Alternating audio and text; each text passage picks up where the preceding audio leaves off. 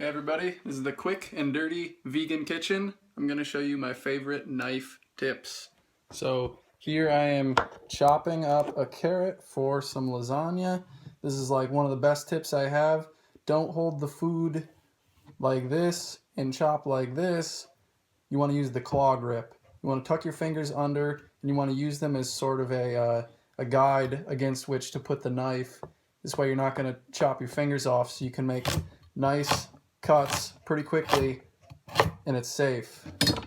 Next tip is to use the right kind of knife for the job. For chopping vegetables, this is almost always the tool for the job, in my opinion, in my experience. That's a Santoku knife. It's same idea as a chef's knife, really. It's got the right length of blade. There's an offset here so you can clear your fingers on the cutting board, unlike with a steak knife. You know, it's just the right tool for the job. You don't want to use a bread knife. You don't want to use a steak knife. You don't want to use a meat cleaver. If you have the right tool, you'll be effective, you'll be safe, you'll be efficient. You can get a decent knife for $10 or $20, and having the right kind of knife is more important than how much you spend on it. Next tip, for oddball shaped stuff like potatoes, onions, anything that could roll around on the cutting board on you, you're going to want to chop it in half first or get a flat side started on it so that it's stable on the cutting board, and the cutting pressure of the knife isn't going to roll it so that you could accidentally cut yourself or something. So if what I would do is hold it kind of like this and slide my knife in between. It's kind of impossible to really cut myself. I'm just going to slice it right down the middle. Now the onion has a flat side to it, and using sort of the claw grip principle, I can start taking off the ends, I can peel off the edges, and pretty quickly I have something that I can just dice. Next tip is to keep your knife sharp. A sharp knife is a safe knife. You probably hear people say that sometimes. I think it's mostly true. If your knife is sharp, then it's efficient. You don't need a whole lot of cutting pressure. You're not pushing very hard on the knife, so that if it ever did slip or something, like you just have more control when it's sharp. And so you want to keep your knife sharp. This is a really cheap style of sharpener. All right, so when you're using this, you just start on the coarse side, you put the knife in. Couple strokes back on either side, depending on how dull it is. Move on to the fine side, etc. Pretty cheap and effective way to keep your knife sharp. Just do that every once and again. Some people do it every time they use your knife. You know, the worse it is, the more important it is to sharpen it. So, cheap investment. I think I bought one of this style for under $10 once. If I want to get something off the cutting board and then I have this knife right here, everybody thinks, oh yeah, I'll just shoof it off the edge with the knife. If you're going to do that, use the back side of the knife. Go like this and push this way. Don't use the knife edge because it's very thin on the edge, and that's what makes it sharp. And when you start pushing it sideways and scraping along the edge, you're going to very quickly dull the edge, and it's just it's bad practice. So if you use the back side of the knife, you're going to keep your knife sharp longer, and it does work really well to push food around. So I would say do that. Just use the right technique. All right, next tip. This is about the cutting action with the knife. Say I'm going to cut this carrot. The chopping motion is I'm not going to hold the knife back here and go, It's not a guillotine. I'm not trying to just chop it off. It's not very controlled if you use it like that.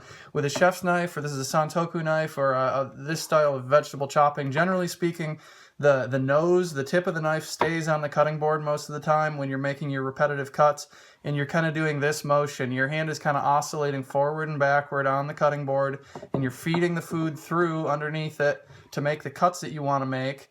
That way, it's more of a controlled motion than chop, chop, chop, chop. Also, this thin knife edge isn't impacting directly on the cutting board, which would dull it a lot faster than just making a nice circular motion. It's a lot smoother, it's quieter, I think it's safer, it's quicker, it's more predictable. I think that's why a knife like this has kind of an arc to the blade. Not an expert on that. The other thing too is just the way that I hold the knife is where I like to grab it kind of like this on right where the main part of the knife meets the handle. I like to kind of grab it here with these two fingers, and then I kind of use the other fingers for balance. I'm not holding it with a death grip here. My thumb isn't wrapped around it like a drumstick or I don't know. But it's just something that I'm holding more gracefully like this. I feel like I have pretty good control. Again, claw grip. If I want to chop this carrot, I can just kind of pretty quick and pretty effective way to use a knife. Next tip, the knife is always sharp. I think people are worried about safety with knives and all this stuff. And one way that I've seen, actually myself, I nicked myself once and other people hurt themselves with a knife, is not even on the cutting board. When you're using it, I think people generally are using their brain, they're a little more critical, but it's always sharp, even when you're washing it. And that's where I cut myself. It was real minor, but I did cut myself. Somebody else I knew was pulling it through a sponge, and it sliced right through the sponge, and they cut their hand. You know, the thing to know about a sharp knife is that it's always going to be sharp. So just don't let your guard down. You know, whenever you're handling it, you're handing it to somebody else, you're picking it up, whatever. Just remember that the edge is sharp, so you don't want to cut yourself, and the edge is delicate. It's very thin. That's what allows it to be so sharp. So don't crash it into stuff. Don't bang it on things.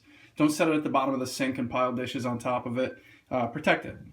Next tip is to get one of these magnetic strips. This one is actually intended for tools, but it works great for knife storage. Pretty much every knife is going to be made out of some sort of iron, steel, base, and it is going to stick to a magnet.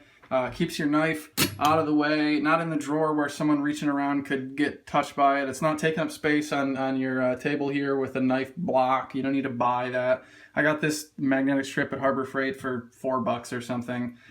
Easy to screw into the wall and keeps your stuff out of the way. Kind of looks cool. Just the way to go, I think, with knife storage. All right, so those are my best kitchen knife tips that I've figured out or I've learned over the years. Let me know what your favorites are. You can learn from each other or whatever. Thanks for watching.